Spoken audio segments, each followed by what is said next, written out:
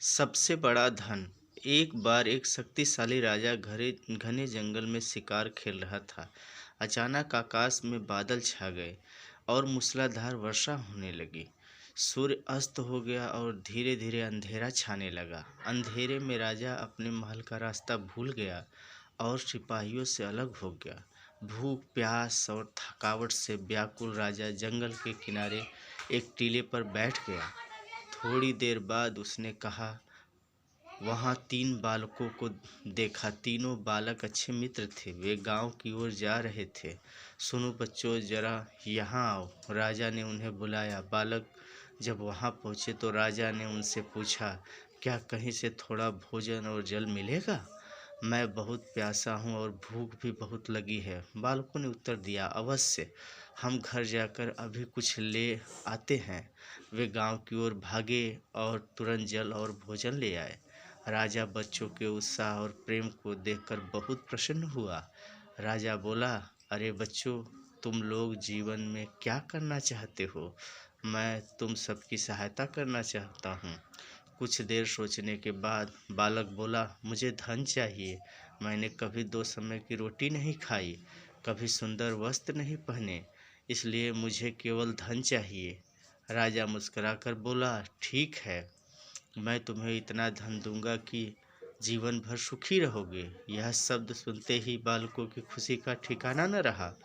दूसरे बालक ने बड़े उत्साह से पूछा, क्या आप मुझे एक बड़ा सा बंगला और घोड़ा गाड़ी देंगे?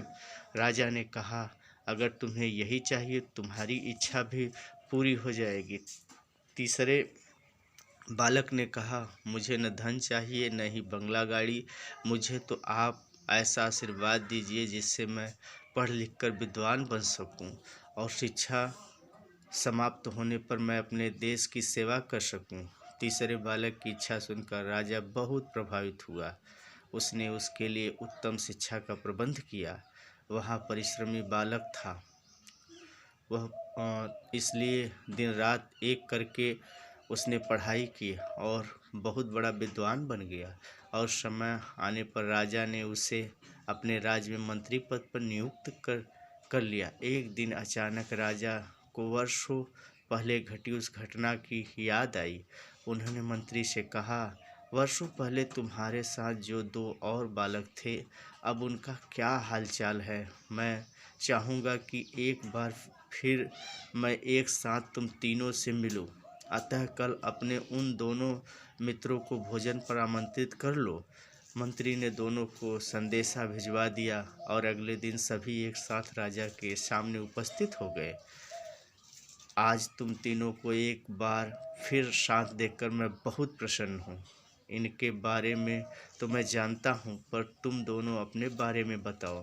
राजा ने मंत्री के कंधे पर हाथ रखते हुए कहा। जिस बालक ने धन मांगा था वह दुखी होते हुए बोला, राजा साहब, मैंने उस दिन आपसे धन मांगकर बड़ी गलती की। इतना सारा धन पाकर मैं आलसी बन गया और बहुत सारा धन बेकार की चीज़ों में खर्च कर दिया।